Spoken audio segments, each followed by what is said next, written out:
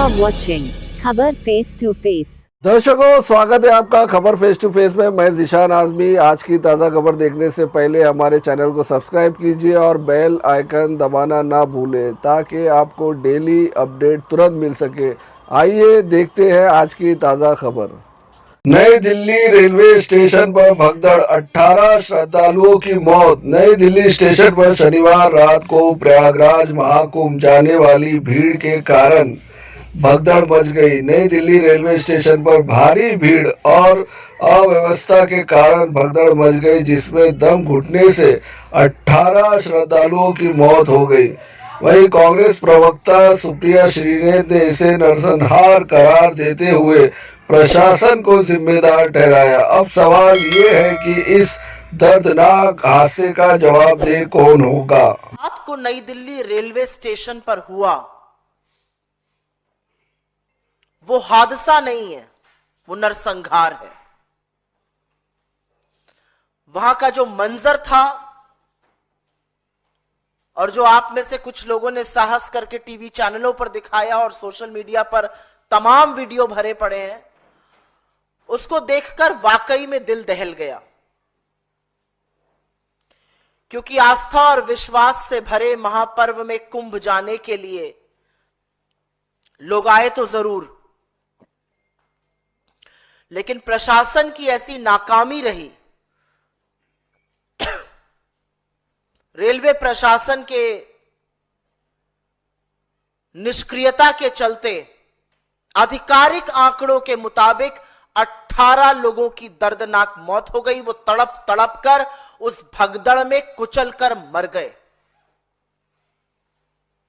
हम आपको वीडियो यहां दिखा नहीं सकते क्योंकि वो वीडियो इतने दर्दनाक हैं।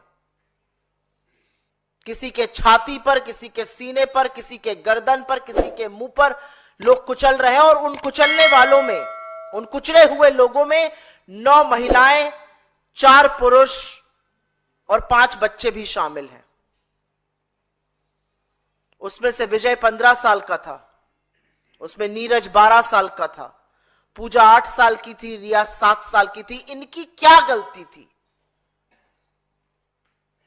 और मैं बड़ी जिम्मेदारी से इसको हादसा नहीं, इसको नरसंहार कह रही हूं। जो चश्मदीद गवाह, मृतक परिवारों के सगे संबंधी, वहां पर जो लोग आंखों देखी दास्तां सुना रहे हैं, वो सुनकर रोंगटे खड़े हो जाते हैं।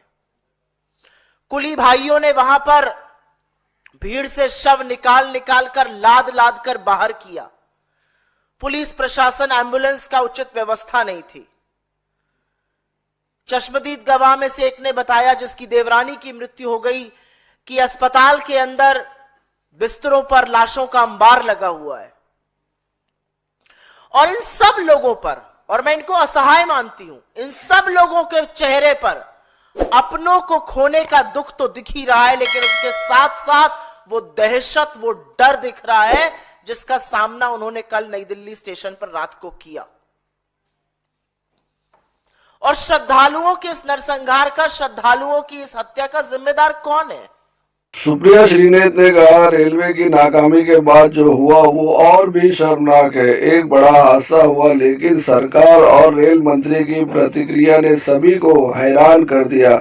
सुप्रिया श्रीनेत ने कहा कि रेल मंत्री इस्तीफा देने के बजाय पूरी तरह से बेशर्मी पर उतर आए और पूरे महकमे को लीपापोती में लगा दिया। हादसे के बाद भी सरकार की प्राथमिकता पीड़ितों की मदद नहीं बल्कि खुद को बचाने की रही। सुप्रिया श्रीनेत ने कहा, इतना बड़ा हादसा होने के बावजूद नैरेटिव बनाया गया कि सब कुछ कंट्रोल में है, जबकि लोग भगदड़ में मर रहे थे और रेल मंत्री अश्विनी वैष्णव मौत के आंकड़े छिपाने में जुटे थे। जब मृतकों के परिजनों ने सवाल उठाने शुरू किए तो मीडिया पर भी शिकंजा कसने की खबरें आई। सुप्रिया श्रीनेत ने कहा, जब मृतकों के परिवार वाले सच बोलने लगे तो कुछ रिपोर्टर्स के फोन जब्त कर लिए गए, फुटेज डिलीट करने को कहा गया और एक महिला रिपोर्टर की आईडी छीनी गई। ये गंभीर आरोप जो सरकार की मंशा पर सवाल खड़े करते हैं। आखिर सरकार संवेदना व्यक्त करने और जवाबदेही तय करने के बजाय मौत के आंकड़े छुपाने में क्यों लगी रही? सुप्रिया श्रीनेत ने कहा, ऐसी घटना पर संवेदना व्यक्त करने और माफी मांगने के बजाय सरकार लीपापोती करने में लगी रही। रेलवे की नाकामी के बाद जो हुआ वो और शर्मनाक है, वो कलंक करने वाला है।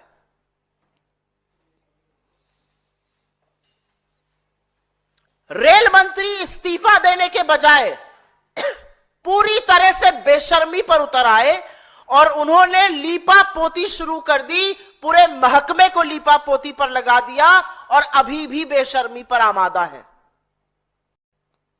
इतना बड़ा हादसा हो जाने के बाद नैरेटिव बनाया गया, सब कुछ सकुशल चल रहा है, सब कुछ कंट्रोल में है, सब कुछ चंगा सी है। ये बेशर्मी है, बेहयाई है, निर्दयता है, ये क्या है?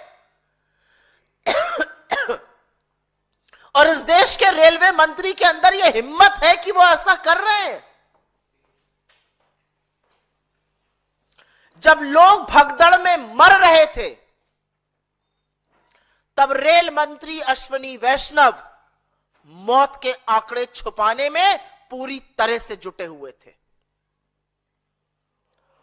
और यह सच है कि यह बेशर्मी इनकी नई नहीं है, पहली बार नहीं है, लेकिन इस तरह यह श्रद्धालुओं के लिए भी दिखेगी, यह विस्मित करने वाला है। इनकी ये बेशर्मी हमने पहले भी देखी है। रेल हादसे होते हैं, लोगों की मौत हो जाती है, ये रील बनाते रहते हैं, ये उसको छोटी छोटी घटनाएं बताते रहते हैं। लोग अपने परिजनों को, कल जिन लोगों की मृत्यु हुई उसमें किसी का बेटा, किसी की बेटी, पति, भाई, बहन, मां, पिता, कैसे कैसे लोग मर गए। अश्विनी वैष्णव उसकी मौत के आंकड़ों को छिपाने में जुटे हुए हैं।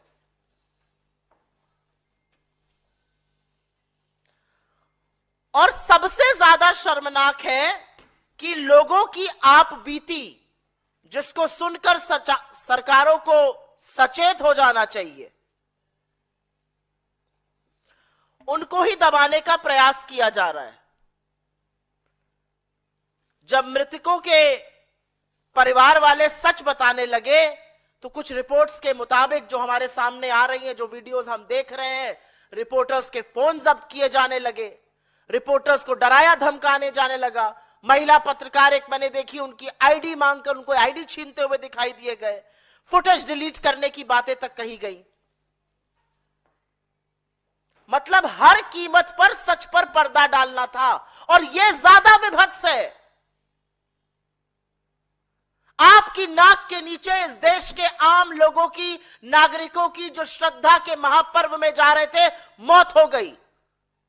और बजाय संवेदना व्यक्त करने के, बजाय माफी मांगने के, बजाय जिम्मेदारी का वहन करने के, आप लीपापोती करके आंकड़े छुपाने के लिए जुट गए। यह ज्यादा विभत्स है।